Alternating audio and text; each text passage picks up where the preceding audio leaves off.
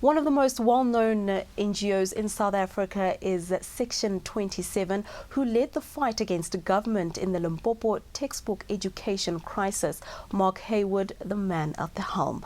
Welcome to you, Mark. Now, we've been looking at NGOs, and we know that you've been really active with SECTION27, fighting the whole Limpopo textbook saga, been in the news talking about education. How far are we in that process?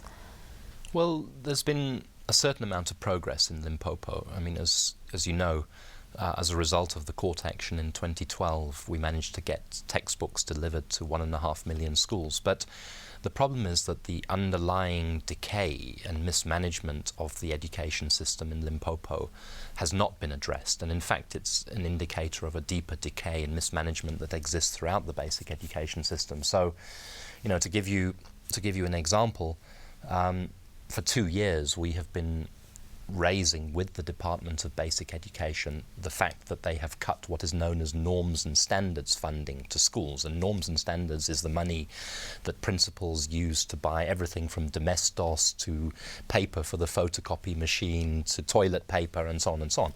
And if you cut that norms and standards money, then a school can't function. And what has happened in the last day is that because there's a shortage of cash for the schools, they've suddenly said we can't actually go forward with the mid-year exams because we don't have money for paper. So what I fear is that we are kind of lurching from crisis to crisis. And although there's certain improvement in some areas when there's public pressure in that area, the underlying problems are not being resolved. And that, you know, it gives very poor outcomes and very poor prospects for learners in Limpopo and in other parts of the country. Yeah, you can just say it's in Limpopo because other parts of the country probably face the similar constraints. And your relations with government at the moment, how are they? Well, it depends which part of government you're talking about. You know, with the Department of Basic Education, it's been a very conflictual relationship. They got very angry with us last year for going to court, but we only ever go to court after a long period where we've tried to talk to them, where we've sent letters, where we've tried to get resolutions by other means.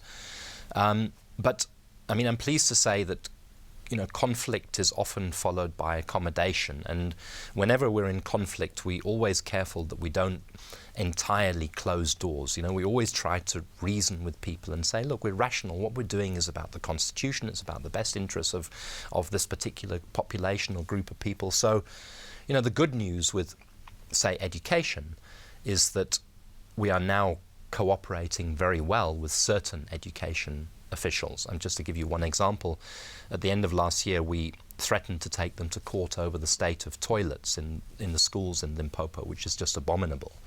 And to avoid going to court, they said, okay, let's talk. We'll give you a plan on how we're going to construct toilets in the worst affected schools in Limpopo. And they gave us the plan in March.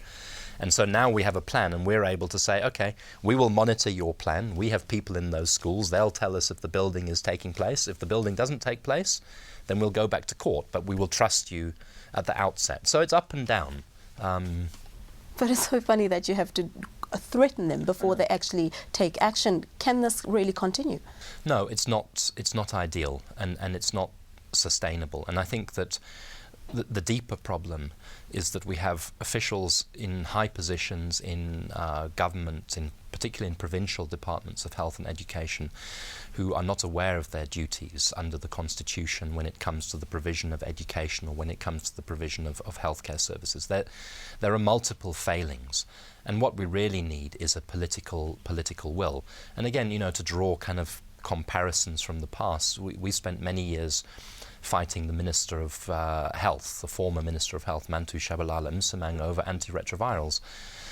It was an unnecessary fight, but today we've won the political commitment, and we have a very good Minister of Health who is delivering medicines or trying to deliver medicines to clinics all over the country, and we have 2 million people on ARVs. But that's possible because we've got political commitment. When it comes to education, although there's a lot of talk about education, there is not really the will to fix the education system. And let's talk on funding a bit. We've got OUTA who are fighting against the e-tolls at this stage. They've just come out to say they need an extra 1 million to go ahead ahead with the fight. How are you handling all of this? Do you go to the public as well? Well, it's a very big challenge, let me say that, first of all. An organisation like Section 27 we run on an annual budget of about 14 million rand a year.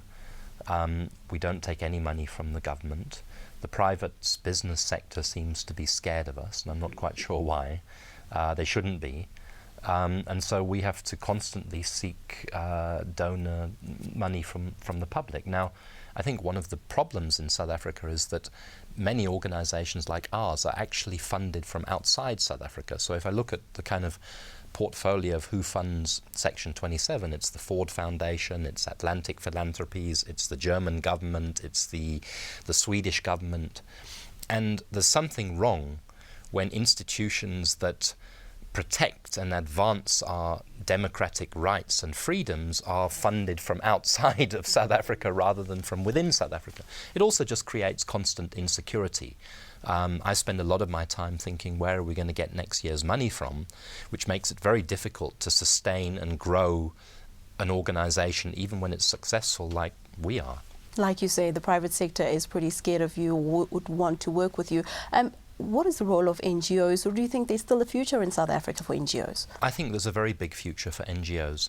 You know, we chose a constitution in 94 and 96, which entrenched democracy in a form that requires constant participation by citizens. It requires active citizenry for government to function properly.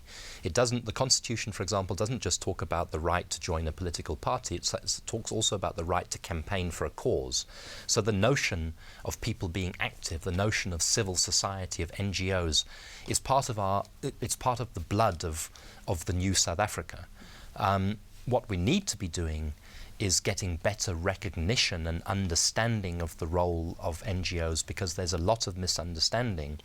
And as you were suggesting a few minutes ago, within parts of government there's a very deep hostility to what certain NGOs are doing. And that shouldn't be the case, because NGOs are not about changing governments, they're not about contesting elections, they're about improving the fabric of society, whether through the service that they deliver or through the advocacy and the monitoring that they are involved in conducting.